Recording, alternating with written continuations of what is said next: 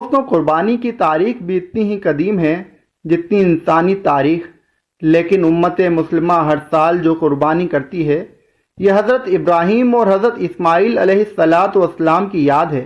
زید بن ارقم رضی اللہ تعالیٰ عنہ بیان کرتے ہیں کہ ایک موقع پر صحابہ نے عرض کیا، یا رسول اللہ صلی اللہ علیہ وسلم، یہ قربانی کیا ہے؟ رسول اللہ صلی اللہ علیہ وسلم نے فرمایا، یہ تمہارے باپ ابراہیم علیہ السلام کی سنت ہے۔ اما عائشہ رضی اللہ تعالیٰ عنہ بیان کرتی ہیں کہ رسول کریم صلی اللہ علیہ وسلم نے فرمایا کہ بقرعید کی 10 تاریخ کو کوئی نیک عمل اللہ تعالیٰ کے نزدیک قربانی کا خون بہانے سے بڑھ کر محبوب اور پسندیدہ نہیں، اور قیامت کے دن قربانی کرنے والا اپنے جانور کے بالوں، سینگوں اور کھروں کو لے کر آئے گا، اور یہ چیز ثواب عظیم ملنے کا ذریعہ بنے گی۔ نیز فرمایا کہ قربانی کا خون زمین پر گرنے سے پہلے اللہ تعالیٰ کے نزدیک شرف قبولیت حاصل کر لیتا ہے، لہذا تم خوش دلی کے ساتھ قربانی کیا کرو۔ ایک اور حدیث میں ہے کہ حضرت ابن عباس رضی اللہ تعالیٰ عنہ فرماتے ہیں کہ رسول اللہ صلی اللہ علیہ وسلم نے بقرعید کے دن فرمایا کہ آج کے دن کوئی شخص قربانی سے بہتر عمل نہیں کر سکتا، الا یہ کہ صلہ رحمی کرے۔ یاد رہے کہ صلہ رحمی نفلی قربانی کا بدل تو ہو سکتی ہے، واجب قربانی کا نہیں۔ قربانی کا پہلا قطرہ گرتے ہی تمام گناہوں کی بخشش۔ حضرت علی رضی اللہ تعالیٰ عنہ سے روایت ہے کہ رسول اللہ صلی اللہ علیہ وسلم نے ارشاد فرمایا، اے فاطمہ، جاؤ اپنی قربانی پر حاضری دو، کیونکہ اس کے خون سے جو ہی پہلا قطرہ گرے گا تمہارے سارے گناہ معاف ہو جائیں گے۔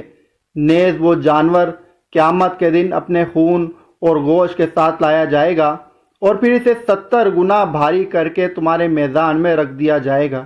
حضرت ابو سعید رضی اللہ تعالیٰ عنہ نے یہ عظیم الشان فضیلت سن کر بے ساختہ عرض کیا، یا رسول اللہ، کیا یہ فضیلت عظمیٰ صرف آل محمد صلی اللہ علیہ وسلم کے ساتھ خاص ہے، کیونکہ وہ واقعتاً اس کار خیر کے زیادہ مستحق ہیں، یا آل محمد صلی اللہ علیہ وسلم اور تمام مسلمانوں کے لیے عام ہے؟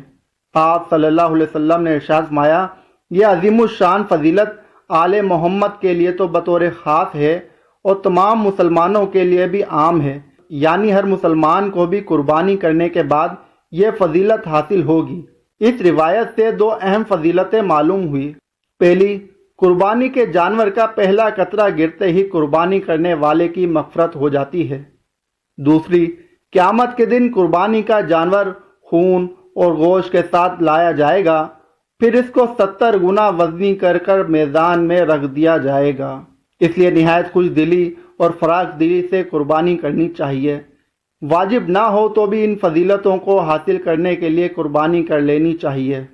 بقرعید کے دن قربانی پر پیسہ خرچ کرنا افضل ہے۔ حضرت ابن عباس رضی اللہ تعالیٰ عنہ سے روایت ہے کہ سرکار دو عالم صلی اللہ علیہ وسلم نے ارشاد فرمایا، عید کے دن قربانی کا جانور خریدنے کے لیے پیسہ خرچ کرنا اللہ تعالیٰ کے یہاں اور چیزوں میں خرچ کرنے سے زیادہ افضل ہے۔ قربانی کے ہر بال کے بدلے میں ایک نیکی۔ حضرت زید بن ارقم رضی اللہ تعالیٰ عنہ فرماتے ہیں کہ صحابہ کرام نے عرض کیا، یا رسول اللہ، یہ قربانی کیا ہے؟ آپ نے فرمایا، یہ تمہارے باپ حضرت ابراہیم علیہ السلام کی سنت ہے۔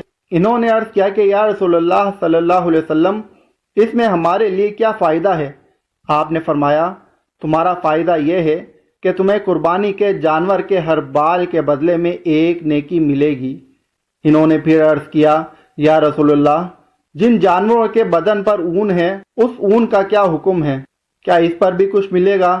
آپ نے فرمایا، اون کے ہر بال کے عوض بھی ایک نیکی ملے گی۔ غور تو کیجئے، اس سے بڑھ کر اور کیا ثواب ہوگا کہ ایک قربانی کرنے سے ہزاروں لاکھوں نیکیاں مل جائیں۔